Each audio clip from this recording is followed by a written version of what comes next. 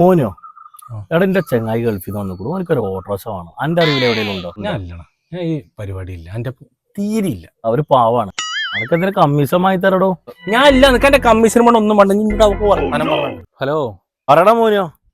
അജല പറഞ്ഞ വണ്ടി വേണമെന്ന് അതൊക്കെ ഓക്കെയാണ്. പക്ഷേ കമ്മീഷനല്ലേ അത് ഞാനാ മേടിച്ചിട്ട് ഞാൻ അണക്കാണ് കമ്മീഷൻ തരാം. ഇജി വാങ്ങിയിട്ട് ഇജി നിക്കല്ലേ തരാ.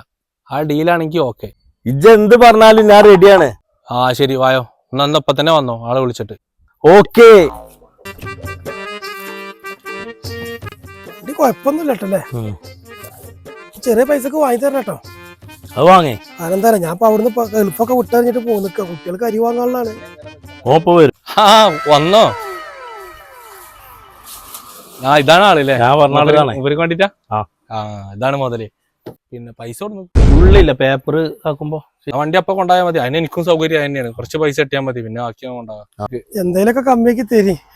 ഇനി കമ്മിയാക്കാൻ പറ്റൂല, വില അതിന് 93.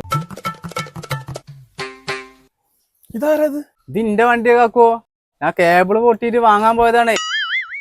പലരും എന്നോട് പറഞ്ഞാൽ ഒരിക്കലും നമ്പരുത്, വിശ്വസിച്ചരുത്. എന്റെ പെരക്കാരും പറഞ്ഞു. പക്ഷെ ഞാൻ ഈ റമദാൻ മാസത്തിൽ പറ്റിച്ചു വിചാരിച്ചില്ല.